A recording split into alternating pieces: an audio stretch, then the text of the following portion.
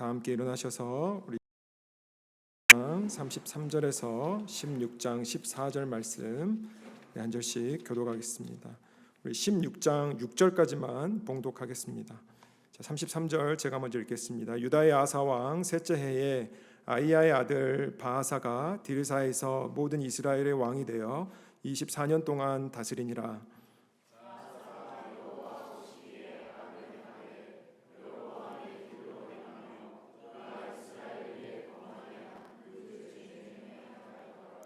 여호와의 말씀이 하나니의 아들 예후에게 임하여 바하사를 꾸짖어 이르되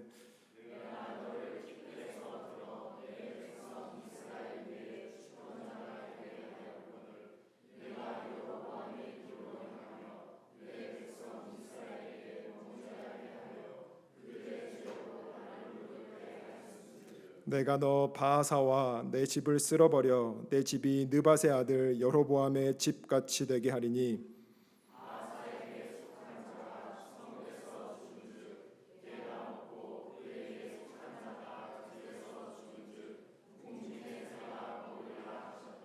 바하사의 남은 사적과 행한 모든 일과 권세는 이스라엘의 왕 역대지략에 기록되지 아니하였느냐. 바하사가 그의 조상들과 함께 자매 디르사에 장사되고 그의 아들 엘라가 대신하여 왕이 되니라. 아멘. 우리 자리에 앉으시면서 해피 마더스데이 한번 인사하실까요?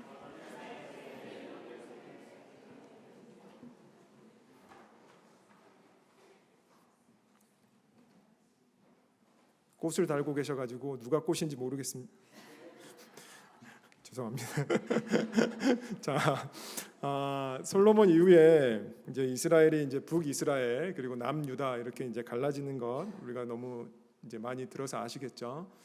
열왕기서에서는 이제 편의상 이렇게 나눕니다. 그러니까 남유다, 뭐 북이스라엘 이렇게 말하지 않고요. 유다, 이스라엘 이렇게 이제 쓰여지고 있습니다. 그래서 북이스라엘 왕의 이제 초대 계보, 왕의 계보를 우리가 좀 잠깐 생각해 보면 초대 왕이었던 여로보암. 그래서 22년간 북이스라엘을 통치하다가 그의 아들 나답이 이제 그 연임을 합니다. 그래서 그 나답이 2년 통치하고요. 그다음에 다시 바하사가 오늘 본문의 주인공입니다. 바하사가 들어섰는데 그가 이스라엘의 세 번째 왕으로서 이제 나아가는 것이고요. 그 다음에 바하사의 아들인 엘라가 네 번째 왕으로 이제 북이스라엘을 다스립니다. 오늘 이 네 번째 왕인 엘라에 대해서는 저희들이 읽지 않았지만 여러분 나중에 시간 되시면 꼭 한번 오늘 본문 말씀이니까요 한번 읽어보시고 아시겠지만 성경에서 그래서 이 열왕기상에서 특별히 이 왕들에 대한 평가의 기준은 정말 너무나 분명합니다. 그러니까 한국이나 미국 같이 뭐 지지율로 이렇게 성공한 왕, 실패한 왕 뭐 이렇게 나누는 것이 아니고요. 유일한 기준, 하나님 보시기에 정직하냐, 하나님 보시기에 악하냐. 다른 말로 바꿔보면 다윗의 길을 따랐느냐, 여로보암의 길을 따랐느냐. 이 분명한 기준 하나를 놓고 모든 왕들을 이렇게 평가합니다. 그래서 오늘 보게 되는 이 북이스라엘의 세 번째 왕 바하사, 그는 어떻게 판단받고 있냐면 성경에서 어떻게 평가하고 있냐면 오늘 보면 첫 구절 한번 보시죠. 33절 유다의 아사 왕, 남유다가 아사 왕이 지금 다스리고 있습니다. 셋째 해에, 그러니까 유다의 아사 왕 세 번째 해에 아이야의 아들 바하사가 디르사에서 모든 이스라엘의 왕이 되어 24년 동안 다스리니라. 34절 바하사가 여호와 보시기에 악을 행하되 여로보암의 길로 행하며 그가 이스라엘에게 범하게 한 그 죄 중에 행하였더라라고 말씀하고 있죠. 자, 그가 24년간 다스렸습니다. 자, 북이스라엘의 왕들의 어떤 통치 기간을 좀 비교해 봤을 때 결코 짧은 통치 기간이 아닙니다. 가장 길다고는 할 수 없지만 가장 이렇게 평균적으로 봤을 때 짧다고 하는 통치 기간이 아니죠. 그리고 그가 24년 정도 그가 다스렸다는 것은 세상적인 기준으로 봤을 때 어쩌면 어느 정도 인정을 받았다라고 볼 수 있겠죠. 백성들의 입장은 잘 몰라도 왕의 입장에서는 어쨌든 국가를 뭐 움켜쥐었든 뭐 독재를 했든 민주적으로 다스렸던 어떤 알 수는 없지만 그럼에도 불구하고 왕의 입장에서는 꽤나 성공적으로 24년간 잘 통치했다라고 볼 수 있는 것이죠. 자, 그런데 하나님의 기준은 뭐냐? 바하사는 여호와 보시기에 악을 행했고 다윗의 길이 아니라 여로보암의 길을 선택했다라고 성경은 얘기하고 있습니다. 즉 하나님의 법도와 규례와 말씀대로 행하지 않았던 왕이 바로 바하사 왕이라는 것이죠. 그래서 어쩌면 뭐랄까요, 무색할 정도로 정말 민망할 정도로 24년의 그 긴 통치 기간을 정말로 그냥 한마디로 칼같이 그냥 요약하고 있습니다. 하나님 보시기에 악을 행한 왕이야, 이렇게요. 자, 그런데 여러분 사실 뭐 새롭지 않죠. 왜냐하면 우리가 너무나 잘 알고 있습니다. 교회 뭐 한두 번 다녀보신 분들은 너무나 잘 알죠. 북이스라엘의 모든 왕들은, 남유다를 제외하고요, 북이스라엘의 모든 왕들이 하나님 보시기에 악을 행했고요, 초대 왕이었던 여로보암의 길을 그대로 답습했다라는 것 저희들이 너무나 잘 알고 있습니다. 그래서 정말 뭐 새롭지 않죠. 자, 어쨌든 이런 바하사에게 그 하나님의 말씀이 오늘 전해진다라는 것이죠. 자, 16장 1절 보시면 이렇게 말씀합니다. 여호와의 말씀이 하나니의 아들 예후에게 임하여 바하사를 꾸짖어 이르시되. 자, 여호와의 말씀이 선지자에게 임하고요, 그 선지자의 이름이 예후, 즉 예후에게 하나님의 말씀이 임하는데 바하사에 대해서 어떻게 임하냐? 바하사를 꾸짖어 이르시되. 굉장히 하나님의 지금 마음 상태라고 할까요? 지금 하나님이 어떠한 마음으로 계신지를 너무나 극명하게 볼 수 있습니다. 바하사를 꾸짖습니다, 하나님께서. 자, 어떻게 뭐라고 꾸짖냐? 자, 16장 2절부터 보시면 내가, 하나님이죠, 내가 너를, 바하사 너를 티끌에서 들어 내 백성 이스라엘 위에 주권자가 되게 하셨거늘 너가 여로보암의 길로 행하며 내 백성 이스라엘에게 범죄하게 하여 그들의 죄로 나를 노엽게 하였은즉 내가 너 바하사와 너의 집을 쓸어버려 너의 집이 느밧의 아들 여로보암의 집같이 되게 하리니 바하사에게 속한 자가, 4절입니다, 성읍에서 죽은즉 개가 먹고 그에게 속한 자가 들에서 죽은즉 공중의 새가 먹으리라 하셨더라. 하나님께서 강력한 표현을 아무튼 사용하고 계십니다. 나를 일단은 노엽게 하였은즉, 하나님께서 노엽게 됐다라는 것이죠. 그리고 하나님의 심판 같은 말씀, 너의 집을 쓸어버리겠다, 죽고 나면 너의 시체는 묻히는 게 아니고 개가 먹을 것이다, 공중의 새가 네 시체들 다 먹어버릴 것이다. 이게 선지자 예후를 통한 바하사에게 주시는 지금 하나님의 말씀이라는 것입니다. 특별히 안타까운 것은 뭐냐? 2절 보시면 바하사 내가 여로보암의 길로 행하며 내 백성 이스라엘에게 범죄하게 하였도다. 즉 왕의 타락이, 어쩌면 왕의 잘못된 선택이, 지도자의 타락이 결국 백성들을 범죄하게 만들었더라. 굉장히 안타깝죠. 자, 하나님께서 바하사에게 어떻게 해주셨는데 내가 너를 티끌에서 들어 내 백성 이스라엘 위에 주권자가 왕이 되게 하였는데, 그런 은혜를 경험한 너였는데, 정말 티끌같이 초라했던 너를 왕으로 만들어줬는데 네가 감히, 이런 뉘앙스 아닐까요?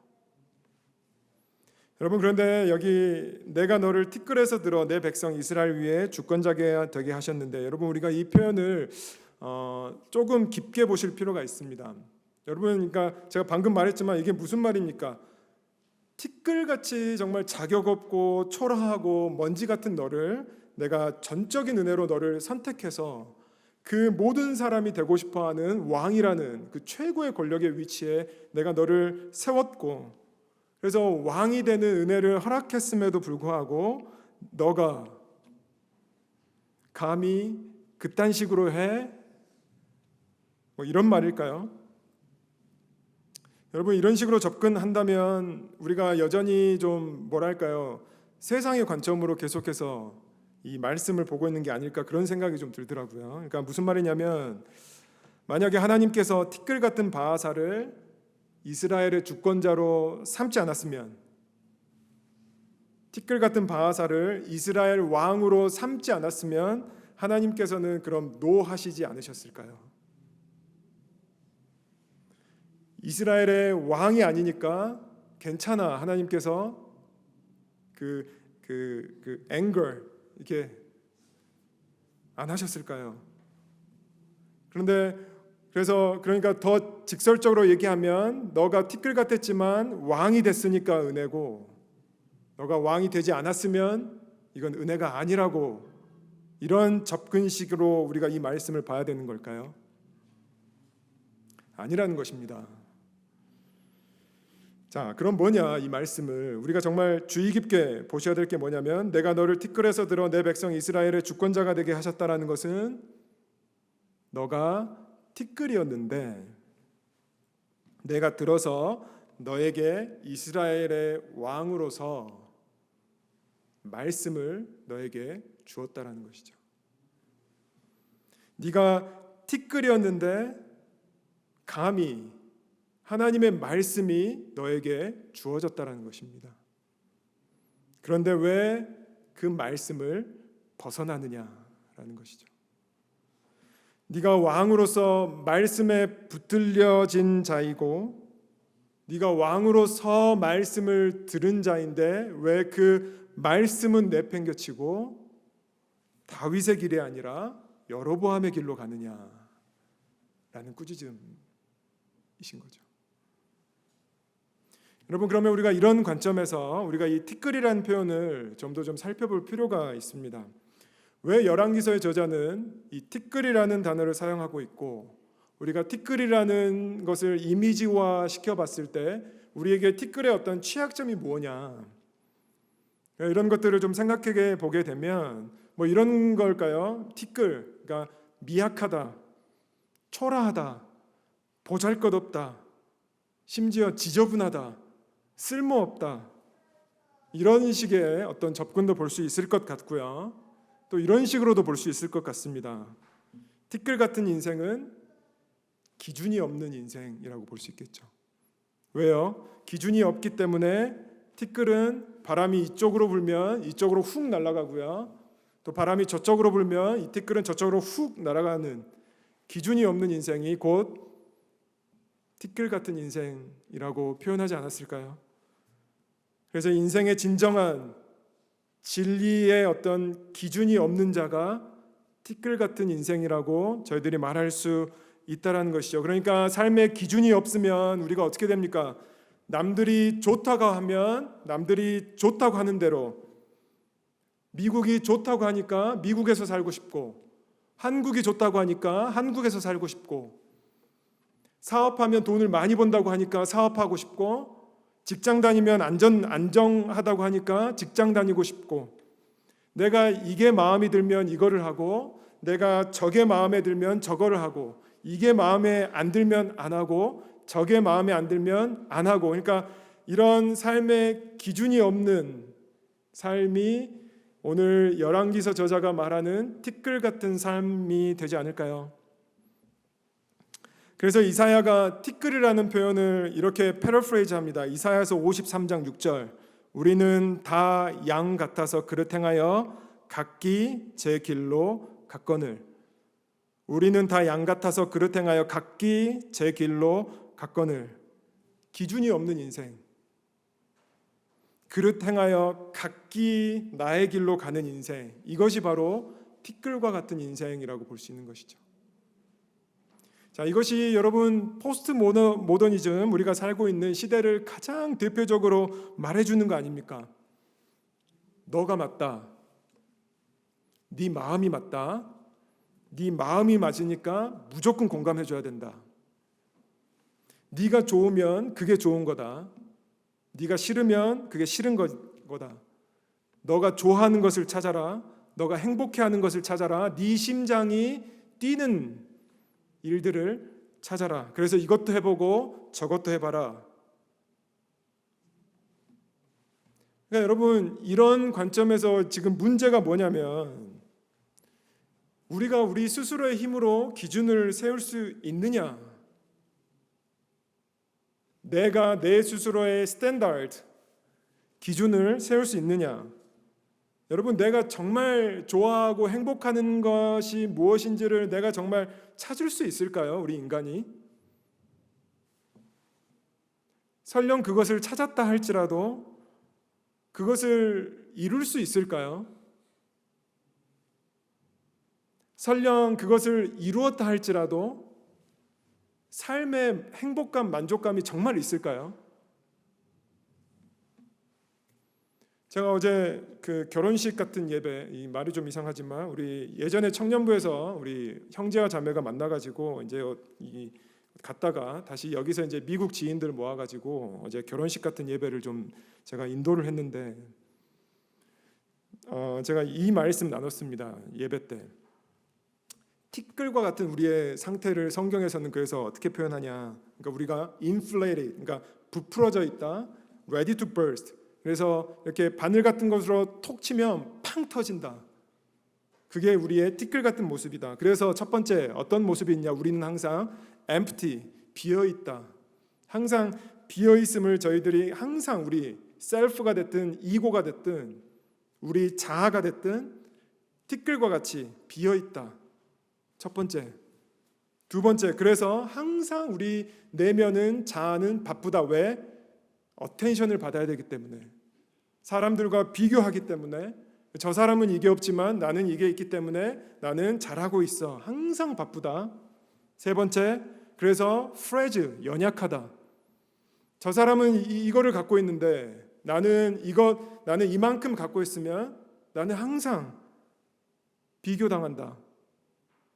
그래서 우리의 마음은, 우리의 이 티끌 같은 우리의 상태는 항상 약하다, 프레질하다. 그래서 네 번째, painful, 고통스럽다. 이게 티끌과 같은 어떤 바하사의 상태, 어떤 우리 인간들의 모습. 그래서 바람이 이쪽으로 불면 이쪽으로 휙 가고, 바람이 저쪽으로 불면 저쪽으로 휙 가는 삶의 기준이 없는 상태. 그래서 사사기에서 대표적으로 이런 말씀이 있는 거 아닙니까? 사사기서 21장 25절. 그때에 이스라엘의 왕이 없으므로 사람이 각기 자기의 소견에 옳은 대로 행하였더라. 정말 명확합니다. 내 소견에 옳은 대로 행하는 삶. 또 예를 하나 들어볼까요? 여러분, 티끌같이 좌로나 우로나 치우칠 수밖에 없는 어떤 기준이 없는 삶.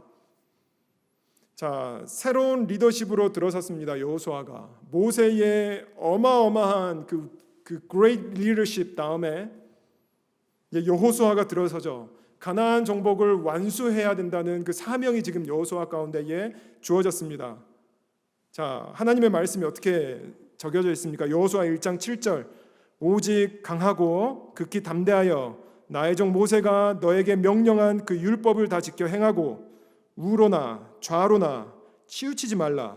그리하면 어디로 가든지 형통하리니. 여호수아 1장 8절. 이 율법책을 너의 입에서 떠나지 말게 하며 주야로 그것을 묵상하여 그 안에 기록된 대로 다 지켜 행하라. 그리하면 내 길이 평탄하게 될 것이며 내가 형통하리라. 분명하게 하나님께서 어쩌면 두려워하고 있을 법한 여호수아에게 말씀해 주십니다. 너 좌로나 우로나 치우칠 수밖에 없어. 삶의 기준이 있어야 돼. 그 기준이 뭔지 알아? 너의 네가 그렇게 따랐던 모세에게 명령했던 율법이야. 그래서 티끌 같은 우리의 인생, 우리가 이런 것들을 생각해 보면 결국에는 기준이 없는 인생이 티끌 같은 인생이라고 우리가 볼 수 있다면, 바하사 왕을 비롯한 북이스라엘의 모든 왕들의 실패가 무엇이냐?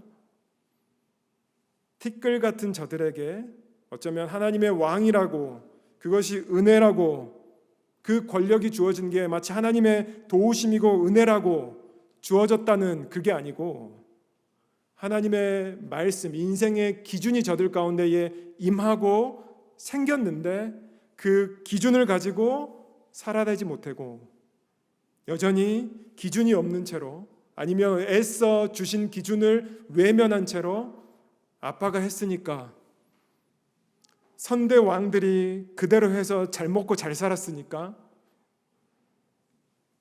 그 길을 여전히 선택하는 어떤 바하사 왕의 모습. 여러분, 이런 관점에서 우리 스스로를 한번 점검해 본다면 우리는 왜 이렇게 방황할까요? 우리의 마음이 왜 이렇게 방황할까요? 티끌과 같은 인생, 어쩌면 명확한 기준이 없기 때문입니다. 그 기준이 있다 할지라도 좌우로나 우로나 치울 수밖에 없는 기준, 각자의 소견에 옳은 대로 만든 나의 기준은 아닌지요? 우리의 유일한 기준이 무엇입니까? 너무 뻔하죠. 하나님의 말씀이 육신으로 오신 예수 그리스도. 우리가 이 기준이 있느냐 없느냐, 이 유일한 질문 하나에 우리의 삶이 어쩌면 티끌 같은 인생이냐 그렇지 않은 인생이냐 매저할 수 있는. 제가 결혼식 어제 결혼 예배가 있었다고 하지 않았습니까? 제가 어제 결혼식 끝나고 내가 목사 되기 진짜 참 잘했다, 그런 마음이 굉장히 많이 들었습니다. 몇 주 전에 이제 이 결혼 예배를 하겠다고 그 청년이 이제 부탁을 해와서 제가 이제 이 결혼 예배 때 사실 토요일 날 추가적으로 설교하기가 제가 굉장히 좀 이렇게 부담스러운데, 사실은 그래도 이제 사랑하는 청년이었고 그때 같이 함께 했어서 이제 부탁을 받고, 뭐 저한테 뭐 돈을 주는 것도 아니고 또 저한테 뭐 이렇게 뭐 떡고물이라도 떨어지는 것도 없는데, 제가 그래도 이제 이렇게 설교를 부탁받고 기도하면서 이제 준비하는데 계속해서 그런 마음이 들더라고요. 그러니까 결혼식은 그 친구가 결혼식은 이미 한국에서 했으니까 오늘 이 토요일 점심 때 모여지는 이 결혼 예배에는 복음을 좀 전해야 되겠다라는 그 하나님께서 주신 마음이라고 믿습니다. 그걸 너무나 명확하게 주시더라고요. 그래서 제가 이제 오신 분들, 그러니까 몰몬 교회 다니시는 분들도 있었고 교회 안 다니시는 분들도 있었고 미국인들도 있었고 저희 뭐 청년들 몇 명들도 있었고요. 제가 이제 영어로 이제 이렇게 설교를 했는데 제가 복음을 전했죠. 뭐 얼마나 잘 전했느냐, 얼마나 정말 그 짧은 시간 동안 효과적으로 전했느냐, 뭐 그런 거는 잘 모르겠지만 하나님께서 저에게 주신 삶의 기준, 너는 하나님의 말씀을 전하는 자야.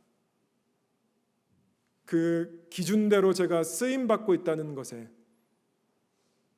제가 그 어제 새로운 그 하객분들한테 제가 언제 어떻게 그들에게 하나님의 말씀을 전할 수 있었겠습니까? 제가 만약에 목사가 아니면 저들에게 이것이 하나님의 말씀이고 이것이 복음이고 우리의 자아가 프레질하고 페인풀하고 엠프티하고 비재한데, 그래서 예수 그리스도가 crucified him, 이 모든 것들을 십자가에 못 박혀 죽으셨고 우리에게 참된 자유를 주셨던 그 예수 그리스도가 우리의 삶의 기준이다라는 것을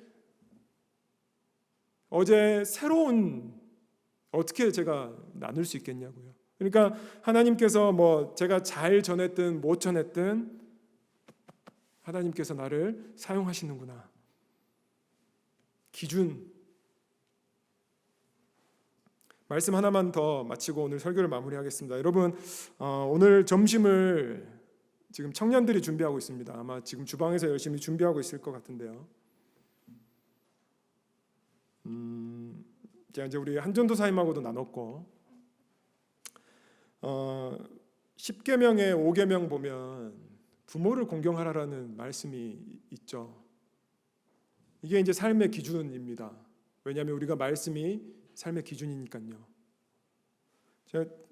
제가 이제 한 달에 한 번 정도 우리 2부 예배 가서 설교하는데요.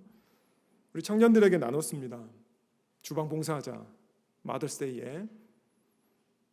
그런데 우리 이왕 하는 거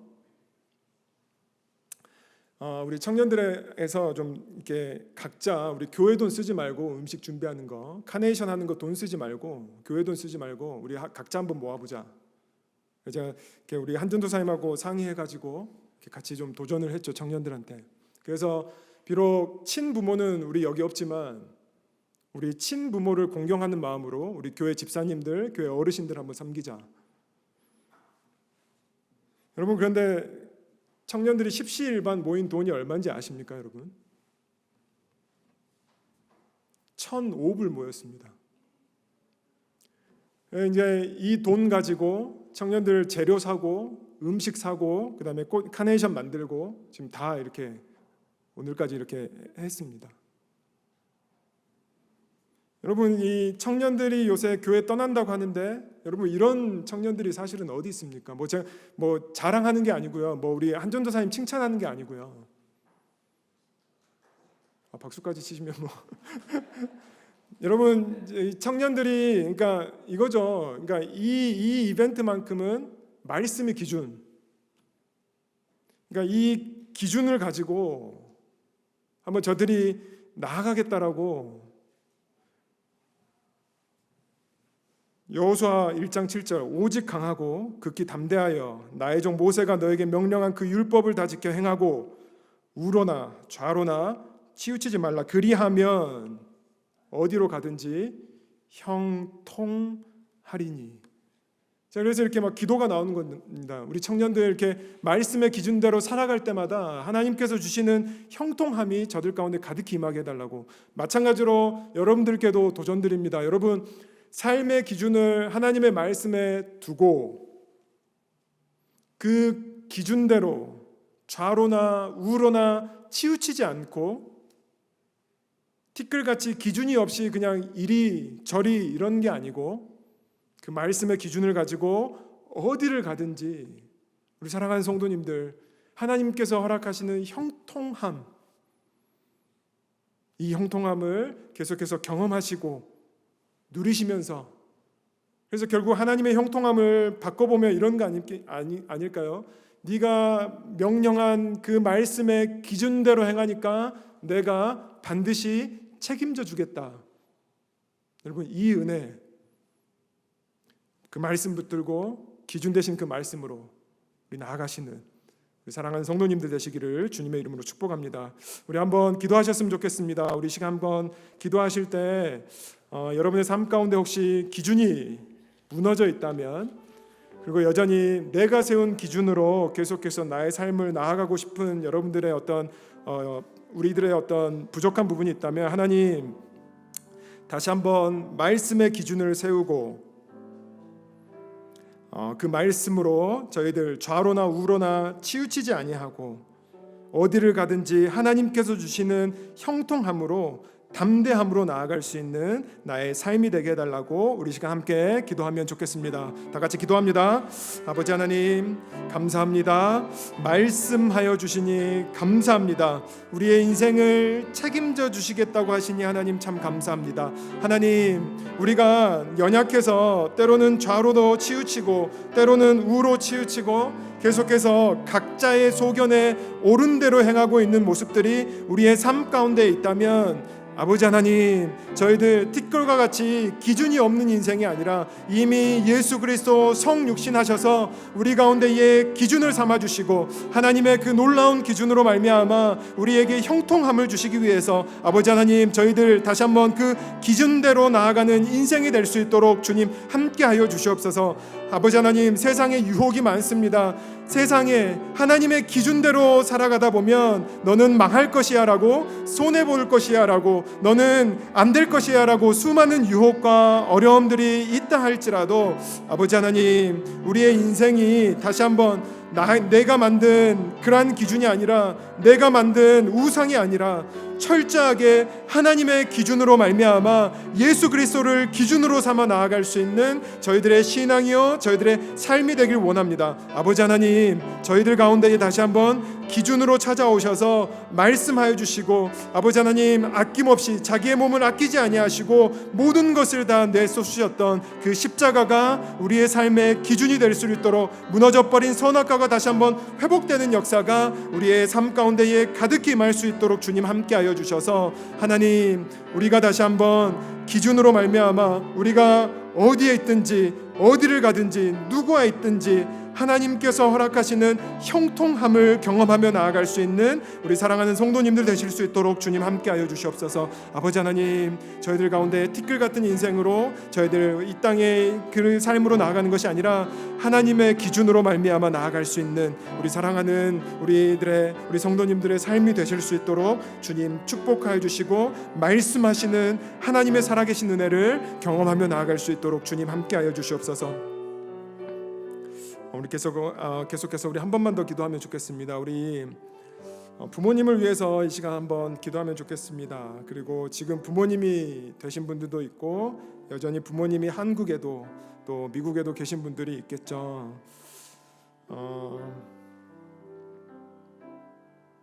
이 티끌이라는 표현을 계속 이렇게 묵상하면서 또 오늘 예배 드리면서 그냥 그런 단어 하나가 생각이 났는데요. 나를 위해서 또 우리를 위해서 티끌이 되셨던 어머님, 또 티끌이 되셨던 부모님, 여러분 우리 시간 한번 부모님들을 위해서 축복하며 우리 한 번 더 기도하면 좋겠습니다. 하나님, 우리 사랑하는 부모님들 영육간의 강건함으로 허락하시고 또 고생하시고 수고하시고 또 애쓰시고 헌신하셨던 우리 사랑하는 부모님들, 무엇보다도 예수 그리스도를 아는 또 예수 그리스도를 믿는 삶의 기준이 회복되게 도와주셔서 어디를 가든지 형통함으로 나아갈 수 있도록, 그리고 지금 부모님이 돌아가셔서 안 계신 분들도 있을 텐데요. 여러분 자녀들을 위해서 좀 기도해 주십시오. 하나님, 우리 귀한 자녀들 계속해서 성경에서 말한 기준대로 부모를 공경하는 우리 자녀들, 또 부모를 공경하는 자녀들이 될 수 있도록 부모인 내가 먼저 하나님의 세우신 이 기준 위에 바로 세워질 수 있게 해달라고 우리 이 시간 함께 한 번 더 기도하면 좋겠습니다. 기도합니다. 아버지 하나님, 부모님을 허락하셔서 감사합니다. 아버지 하나님, 우리 가운데에 사랑과 또 하나님 헌신으로 우리 가운데 오셨던 부모님들을 위해 이 시간 올려드립니다. 아버지 하나님, 하나님의 사랑과 하나님의 형통하심이 우리 사랑하는 부모님들, 특별히 무엇보다도 하나님의 은혜 안에서 아버지 하나님 티끌과 같이 그런 것이 아니라 하나님의 말씀의 기준으로 나아갈 수 있는 우리 귀한 부모님들의 삶이 될 수 있도록 주님 함께하여 주시옵소서. 아버지 하나님, 어느 순간 나이를 먹어보니까 지금 부모님이 되어버렸습니다.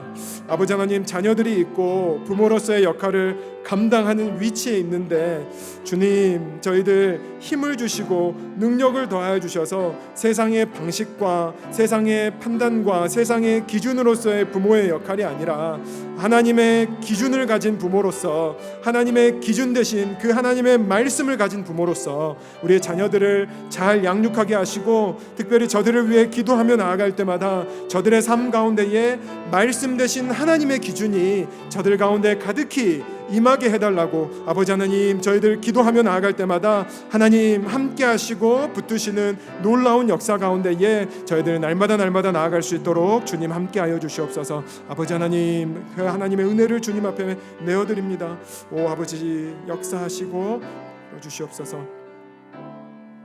하나님, 나의 삶 가운데에 기준을 잃어버렸다면, 어느 순간 기준이 있었었는데 다시 한번 사라져버린 기준을 발견하게 된다면, 주님, 우리 안에 무너져버린 선악과가 다시 한번 예수 그리스도 십자가의 능력으로 온전하게 세워질 수 있도록 주님 은혜를 베풀어 주셔서 하나님 나라의 자녀된 저희들, 하나님의 주권과 하나님의 통치하심 가운데에 그것이 기준이 되어서 저희들 하루하루 살아갈 수 있는 우리 귀한 성도님들 되실 수 있도록 주님 함께 하시고, 특별히 우리 오늘 이 시간을 빌어서 우리 부모님 또 우리 사랑하는 어머님 축복하며 기도합니다. 자녀를 위해 헌신하고 수고하고 또 자녀를 위해 아끼지 않으셨던 우리 사랑하는 부모님 또 어머님 주님께서 특별히 축복하여 주시고 어디를 가든지 하나님의 형통함을 경험할 수 있는 하나님의 말씀의 기준으로 다시 한번 하나님께서 주시는 축복의 역사들을 계속해서 경험하며 나아갈 수 있는 우리 부모님들 되실 수 있도록 주님 함께 하시고, 아버지 하나님 또 어느 순간 나이가 들고 결혼을 하다 보니까 애가 생겨서 부모라는 역할이 주어졌습니다. 때로는 부모로서 자녀들에게 나아가기가 참 힘든데 아버지 하나님, 세상의 지혜가 아니라 하나님께서 주신 말씀의 이 기준으로 우리 귀한 자녀들 청지기와 같은 사명으로 잘 양육하며 저들을 위해 기도하며 나아갈 때마다 놀라운 우리의 가정 가운데에 하나님의 주권과 하나님의 나라 경험하며 나아갈 수 있도록 주님 함께하여 주시옵소서. 예수 그리스도의 이름으로 기도드렸습니다. 아멘.